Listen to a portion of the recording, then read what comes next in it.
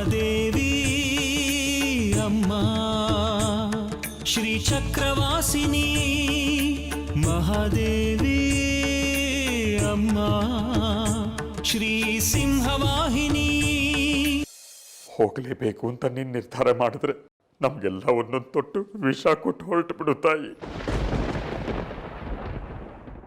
ನಾವು ಹೀಗೆ ಒಗ್ಗಟ್ಟಾಗಿರ್ಬೇಕು, ಆಗ ಜಯ ನಮ್ದೆ. ಅಮ್ಮನವರು ಸೋಲ್ತಾರೆ.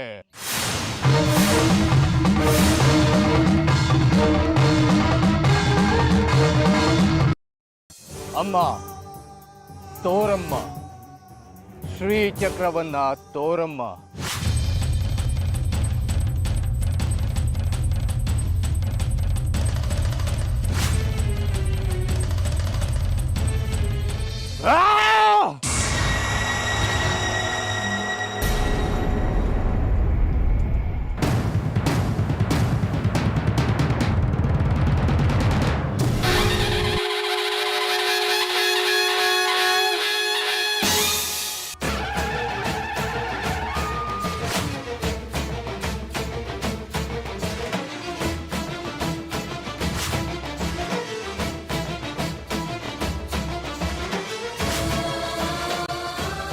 ಇದೇನಿದು ವಿಗ್ರಹ ಕಾಣಿಸ್ತಿದೆ?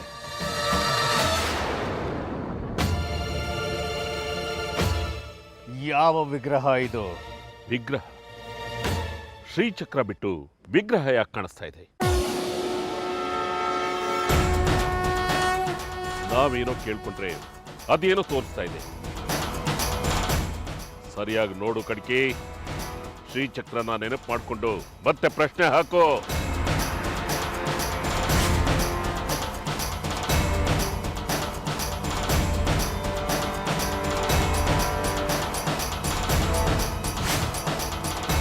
ಅಮ್ಮ, ನಮ್ಮ ತಪ್ಪನ್ನೆಲ್ಲ ಒಪ್ಕೊಂಡಿದ್ದೀವಲ್ಲಮ್ಮ. ನಾವು ಕೇಳ್ತಿರೋದು ಶ್ರೀಚಕ್ರ. ಇನ್ನು ಕೋಪ ಕರಗಿಲ್ವಾ ತಾಯಿ? ಬೇಕಾದ ಬಲಿಯನ್ನು ಕೇಳು, ಕೊಡ್ತೇನೆ. ಬೇಕಾದ್ರೆ ನನ್ನ ತಲೆಯನ್ನೇ ತೆಗೆದು ನಿನ್ನ ಪಾದಕ್ಕಿಡ್ತೇನೆ. ಈಗ ಶ್ರೀಚಕ್ರ ಇರೋ ಸ್ಥಳವನ್ನ ತೋರ್ಸಮ್ಮ. ಶರಣಾದವ್ರಿಗೆ ದಾರಿ ತೋರ್ಸೋ ತಾಯಿ ನೀನು. ಹುಟ್ಟಿನಿಂದ ಪೂಜಿಸ್ತಿರೋ ಈ ನಿನ್ನ ಮಗನಿಗೆ ದಾರಿ ತೋರ್ಸೋದಿಲ್ವೇನಮ್ಮ? ಕೃಪೆ ತೋರು ತಾಯಿ.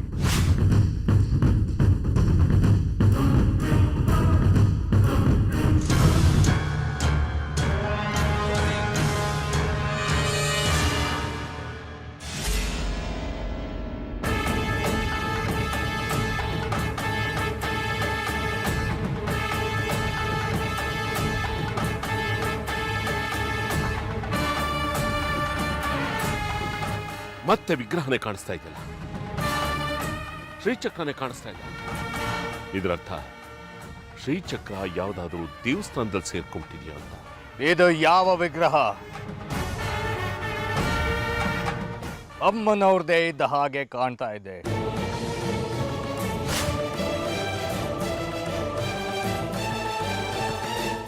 ಆದ್ರೆ ಎಲ್ಲಿಯದು ಈ ವಿಗ್ರಹ ಅಂತ ತಿಳಿದಿಲ್ಲ.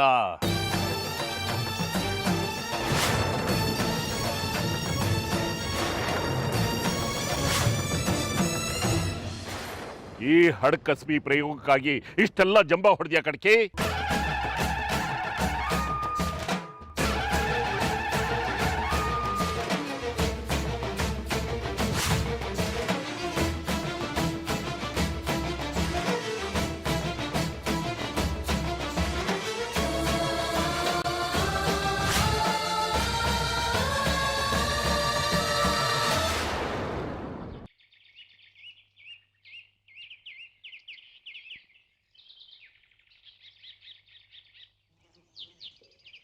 ಅಜ್ಜಯ್ಯ,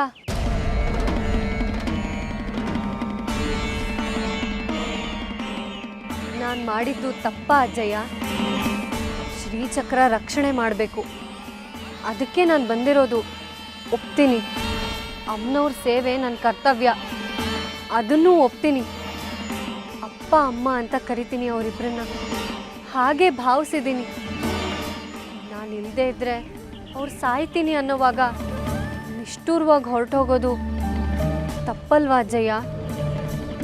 ಈ ಧರ್ಮ ಸೂಕ್ಷ್ಮದಿಂದ ಹೇಗೆ ತಪ್ಪಿಸ್ಕೋಬೇಕು ಹೇಳಿ ಅಜ್ಜಯ್ಯ?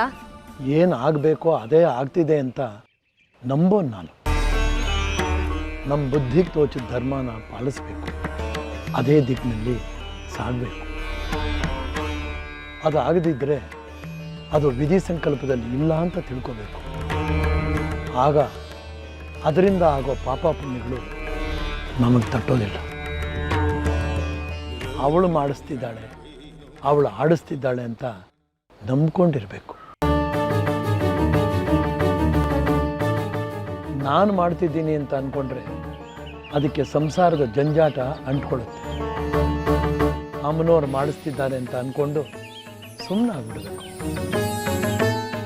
ಇದೆಲ್ಲ ನಮ್ಮ ತೀರ್ಮಾನ ಅಲ್ಲ, ಆಗೋದೆಲ್ಲ ಆ ತಾಯಿ ತೀರ್ಮಾನ ಅಂತ ಅಂದ್ಕೊಂಡ್ಬಿಟ್ರೆ ಅದರಿಂದ ಯಾವ ದೋಷನೂ ಬರೋಲ್ಲ. ನಾನು ಹೇಳಿದ್ದನ್ನೆಲ್ಲ ಸಮಾಧಾನವಾಗಿ ಯೋಚನೆ ಮಾಡಿ, ಸರಿನೋ ತಪ್ಪೋ ನೀನೇ ತೀರ್ಮಾನ ತೆಗೆದುಕೊ. ಆಗಲಿ ಅಜ್ಜಯ್ಯ, ನನ್ನ ತೀರ್ಮಾನ ಇದೆ, ನಾನು ಹೋಗೋದಿಲ್ಲ ಅಂತ. ಅಮ್ಮನವ್ರ ಸಂಕಲ್ಪದಲ್ಲೂ ಅದೇ ಇದ್ದರೆ ನಾನು ಹೋಗೋದಿಲ್ಲ.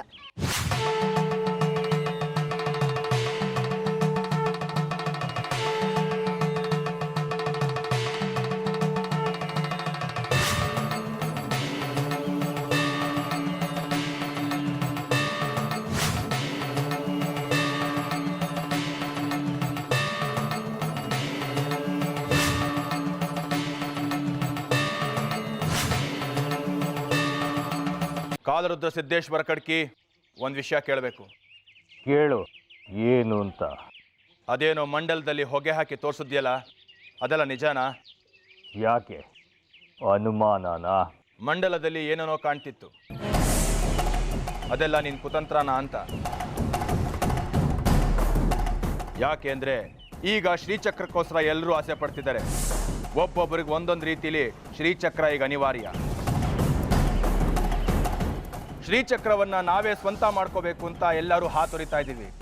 ಶ್ರೀಚಕ್ರ ನಮ್ಗೆ ಯಾರಿಗೂ ಕಾಣಬಾರ್ದು ಅಂತ ಬರೀ ಹೊಗೆ ಹಾಕಿ ನಮಗೆಲ್ಲ ಮಂಕು ಬೂದಿ ಹಚ್ಚಿ ನಾವೆಲ್ಲ ಹೋದ್ಮೇಲೆ ನಿಜವಾದ ಮಂತ್ರ ಹೇಳಿ ಶ್ರೀಚಕ್ರ ಇಳಿದೆ ಅಂತ ತಿಳ್ಕೊಂಡು ಅದನ್ನು ಲಪ್ಟಾಯಿಸ್ಕೊಂಡು ಹೋಗೋ ಉಪಾಯ ಮಾಡಿಲ್ಲ ತಾನೇ? ನೀನು ನಂಬೋದಿಲ್ವಾ ನನ್ನನ್ನು ಮಾರಿಗುಡಿ?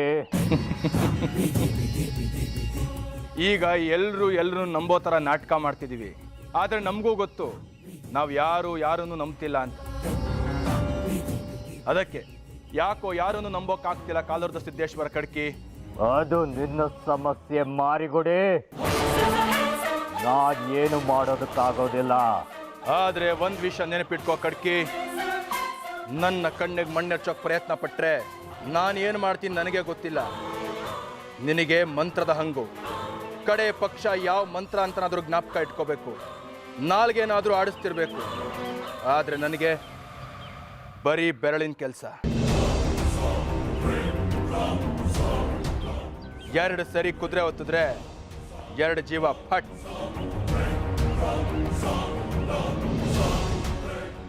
ಏನು ಹೆದರಿಸ್ತಿದೀಯಾ? ಇಲ್ಲ, ಮುಂದಾಗೋದನ್ನ ಭವಿಷ್ಯ ಹೇಳ್ತಾ ಇದ್ದೀನಿ ಕಾಲರದ ಸಿದ್ದೇಶ್ವರ ಕಡ್ಕಿ. ನೀನು ಏನಾದರೂ ಕಂಡು ಹಿಡಿಬೇಕು ಅಂದರೆ ಮಂಡಲ, ಬೂದಿ, ಮಣ್ಣು, ಮಸಿ ಅಂತೆಲ್ಲ ನೋಡಬೇಕು. ಆದರೆ ನನಗದರ ಅವಶ್ಯಕತೆ ಇಲ್ಲ. ಅರ್ಥ ಆಯಿತು ಅನ್ಕೊಂತೀನಿ.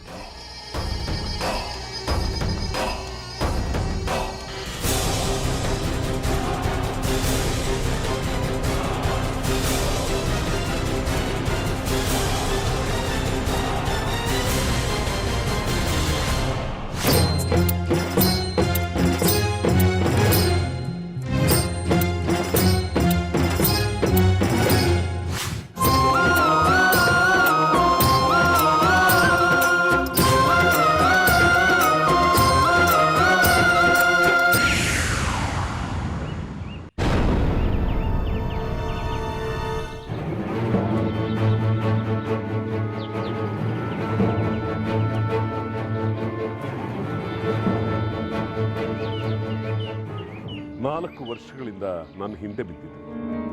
ಬ್ರಹ್ಮಸೂತ್ರದ ತಾಳೆಗರಿ ಕುಣಿಯುತ್ತ ಎಷ್ಟು ದುಂಬಾಲು ಬಿದ್ದಿದೆ. ಹೌದು, ಆದರೂ ನೀವು ಚೂಟಾಟ ಆಡಿಸ್ತಾನೆ ಇದ್ರಿ, ನನ್ನ ಮೂಗಿಗೆ ತುಪ್ಪ ಸವರ್ತಾನೆ ಇದ್ದೀರಿ. ನಾನು ಏನು ಹೇಳಿದ್ದೆ ಶ್ರೀ? ಉತ್ಸವ ಮುಗೀಲಿ ಅಂತ ಹೇಳಿದ್ದೆ. ಉತ್ಸವ ಮುಗೀತಲ್ಲ, ನೀವೇ ಕೇಳಬಹುದಾಗಿತ್ತಲ್ವಾ? ನಾನು ಅದರ ಆಸೆನೇ ಬಿಟ್ಬಿಟ್ಟಿದ್ದೀನಿ ಶಾಸ್ತ್ರಿಗಳೇ. ನನಗೆ ಮರ್ತೇ ಹೋಗಿದೆ, ಅದರ ನೆನಪೇ ಇಲ್ಲ. ನೀವು ಮರ್ತಿರ್ಬೋದು, ಆದರೆ ನಾನು ಮರ್ತಿಲ್ಲ.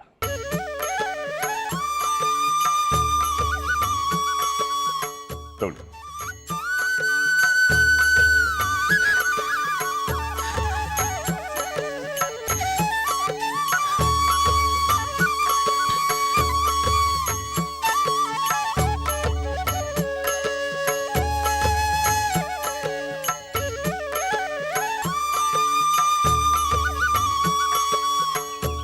ತುಂಬ ಕೃತಜ್ಞ, ಮೋಸಗಾರ, ಬೊಗಳೆ ಶಾಸ್ತ್ರಿ ಅಂತೆಲ್ಲ ನಿಮ್ಮನ್ನು ಅಂದ್ಕೊಂಡ್ಬಿಟ್ಟೆ. ನೀವು ನಿಜಕ್ಕೂ ತುಂಬ ದೊಡ್ಡವರು. ನನ್ನ ಸಾಧನೆಗೆ ಬೇಕಾದ ಈ ಅಮೂಲ್ಯವಾದ ಗ್ರಂಥವನ್ನು ಕಡೆಗೂ ನನಗೆ ಕೊಟ್ಬಿಟ್ರಿ. ಇದು ನಮ್ಮ ಪೂಜ್ಯ ತಂದೆಯವರ ಕೊನೆಯ ಆಸೆ ಆಗಿತ್ತು. ಈ ಸಾಧನೆ ಮಾಡೋದಕ್ಕೆ ನನಗಂತೂ ಆಗಲಿಲ್ಲ, ಅರ್ಧಕ್ಕೆ ಬಿಟ್ಟು ಹೋಗ್ತಿದ್ದೀನಿ. ನೀನಾದರೂ ಮಾಡೋ ಮಗನೇ ಅಂತ ಹೇಳ್ತಾ ನನ್ನ ತೊಡೆ ಮೇಲೆ ಅವರು ಕೊನೆ ಉಸಿರೆಳೆದರು. ಇದಕ್ಕೋಸ್ಕರ ಕಡೆಗೂ ನಿಮ್ಮನಲ್ಲಿ ಜೀತಕ್ಕೆ ಬಿದ್ದವನಾಗಿದ್ದು ಬಿಟ್ಟೆ. ಕಡೆಗೂ ಸಿಕ್ಬಿಡ್ತಿದ್ದು. ದೇಶಿಕರೇ, ಇದರ ಅವಶ್ಯಕತೆ ಎಷ್ಟು ನಿಮಗೆ ಅಂತ ನನಗೆ ಚೆನ್ನಾಗಿ ಗೊತ್ತಿದೆ. ಕಾಯಿಸಿಕೊಟ್ರೆ ಅದರ ಸದುಪಯೋಗ ಇನ್ನೂ ಹೆಚ್ಚಂತೆ. ಇದು ನಿಜ ತಾನೆ? ಇದು ನೀವು ನನಗೆ ಕೊಟ್ಟಿರೋದು ಸತ್ಯ ಅಲ್ವಾ? ಇದು ಕನಸಲ್ವಲ್ಲ? ಇದು ನಾನು ಇಟ್ಕೋಬೋದಾ? ನೀವೇ ಇಟ್ಕೋಬಹುದು ದೇಶಿಕರೇ, ಇದು ಸತ್ಯ. ಬೇಕಾದ ಅಧ್ಯಯನ ಮಾಡಬಹುದು, ಬೇಕಾದ್ರೆ ನೀವೇ ತಗೊಂಡು ಹೋಗ್ಬೋದು. ದೇಶಿಕರೇ, ನಿಮ್ಮಿಂದ ನನಗೊಂದು ಕೊನೆಯ ಕೆಲಸ ಆಗಬೇಕು. ಕೇಳಿಪ್ಪ, ಕೇಳಿ. ಇಂಥ ಅದ್ವಿತೀಯವಾದ ಬ್ರಹ್ಮಸೂತ್ರ ಗ್ರಂಥನೇ ನನ್ನ ಕೈ ಕೊಟ್ಟಿದ್ದೀರಿ. ನನ್ನ ಪೂಜ್ಯ ತಂದೆಯ ಕೊನೆ ಆಸೆನೂ ಈಡೇರಿಸಿದ್ರಿ. ಕೇಳಿಪ್ಪ, ಕೇಳಿ, ಮಾಡೋಣ. ಇಂಥ ದ್ವಿತೀಯವಾದ ಗ್ರಂಥ ನಿಮ್ಮ ಕೈ ಸೇರಿದ ಆನಂದದಲ್ಲಿ ನೀವು ಮೈ ಮರೆತು ಬಿಡಬಾರ್ದು. ನನಗೊಂದು ಮಾತು ಕೊಡಿ. ಈ ನಾಲ್ಗೆನ ಆ ಶೃಂಗೇರಿ ಶಾರದೆ ಕೂರೋ ಪೀಠ ಅಂತ ಭಾವಿಸಿರೋ ನಾನು ಮಾತಿಗೆ ತಪ್ಪಿನ? ನಾನು ಸುಳ್ಳು ಹೇಳ್ತೀನ ಶಾಸ್ತ್ರಿಗಳೇ? ಕೇಳಿ, ಅದೇನು ಬೇಕೋ ಕೇಳಿ.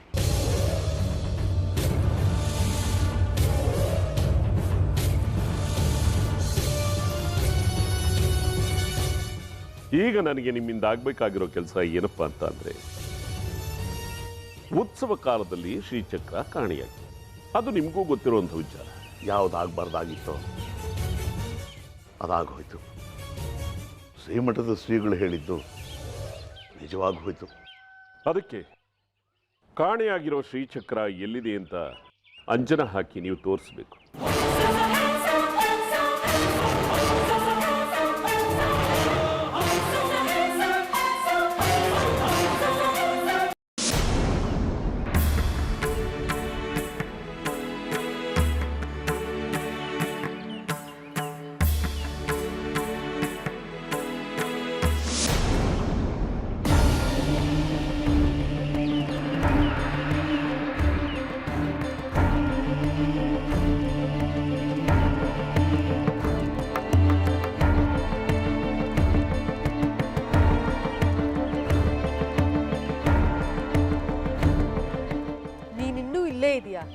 ಧರ್ಮಕ್ಷೇತ್ರಗಳಿಗೆ ಹೋಗ್ಲಿಲ್ವಾ?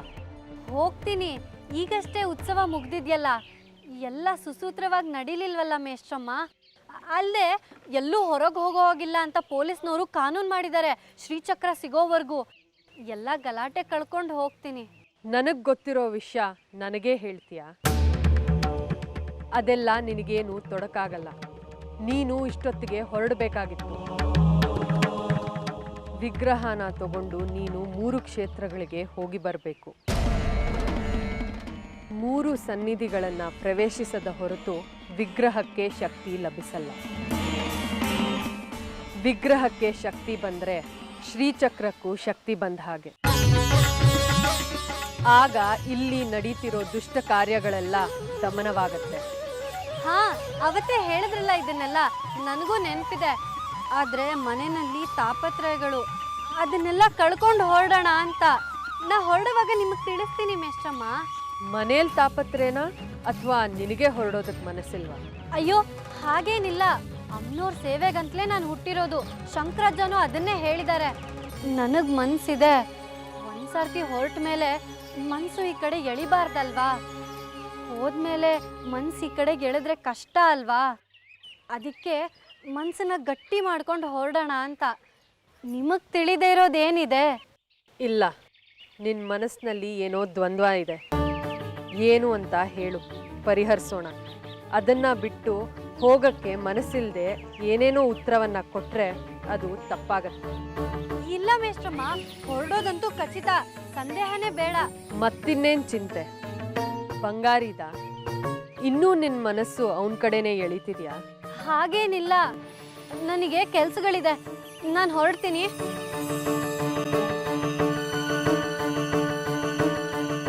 ನಿಂತ್ಕೋ ಜಾಜಿ.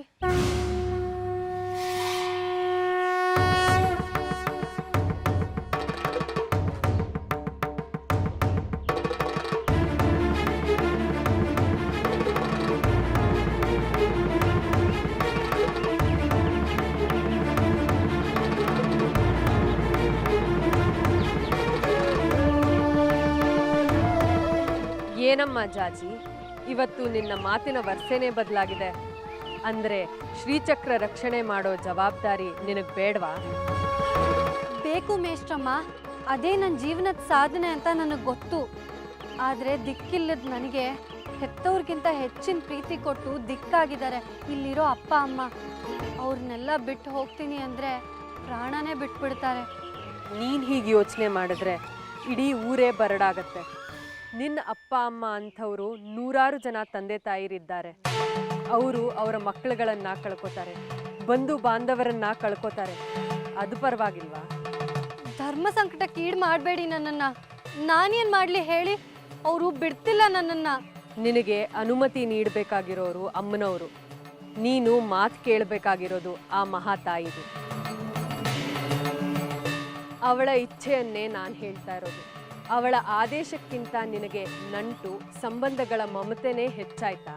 ನೀವು ಬೇಕಾದ ಹೇಳಿ ಮೇಷ್ಟ್ರಮ್ಮ, ಅವ್ರ ಮಾತು ಮೀರಿ ಅವ್ರ ನಂಬಿಕೆಗಳನ್ನ ದಾಟಿ ಹೋಗೋದಕ್ಕಾಗೋದಿಲ್ಲ ನನಗೆ.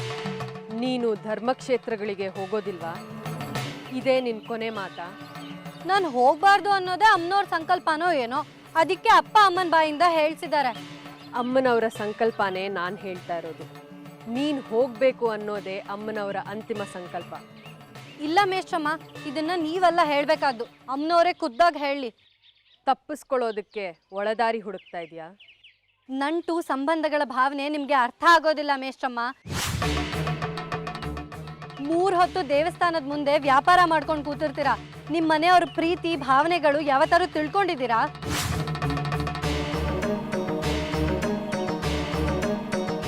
ತರ್ಕಕ್ಕೆ ಬಿದ್ಯಾ ಈಗ? ನನ್ನ ಸಂಬಂಧಗಳ ಭಾವನೆಯನ್ನ, ನನ್ನ ಪ್ರೀತಿ ಪಾತ್ರರು ಯಾರು ಅನ್ನೋದನ್ನ ತಿಳ್ಕೊಳ್ಳೋದಕ್ಕೆ ನಿನಗೆ ಇನ್ನೂ ಸಮಯ ಕೂಡು ಬಂದಿಲ್ಲ. ಈಗ ಕೊನೆಯದಾಗಿ ಹೇಳು, ವಿಗ್ರಹನ ತಗೊಂಡು ನಾನು ಹೇಳಿದ ಧರ್ಮಕ್ಷೇತ್ರಗಳಿಗೆ ಹೋಗ್ತ್ಯಾ, ಹೋಗಲ್ವಾ? ಕ್ಷಮಿಸ್ಬಿಡಿ ಮೇಷ್ಟ್ರಮ್ಮ, ನೀವೆಷ್ಟೇ ಒತ್ತಾಯ ಮಾಡಿದ್ರು ಅಷ್ಟೇ. ನನ್ನ ಅಪ್ಪ ಅಮ್ಮನ ಬಿಟ್ಟು ನನಗೆ ಹೋಗೋದಕ್ಕಾಗೋದಿಲ್ಲ.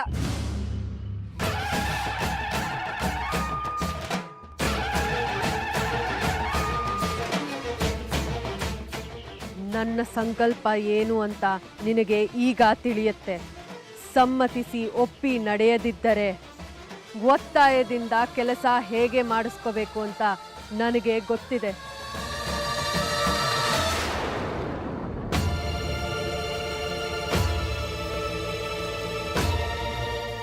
ವಿಗ್ರಹ ಶ್ರೀಚಕ್ರದೊಂದಿಗೆ ನಿನ್ನ ಪ್ರಯಾಣ ಈ ಕ್ಷಣದಿಂದ ಶುರುವಾಗಲಿದೆ.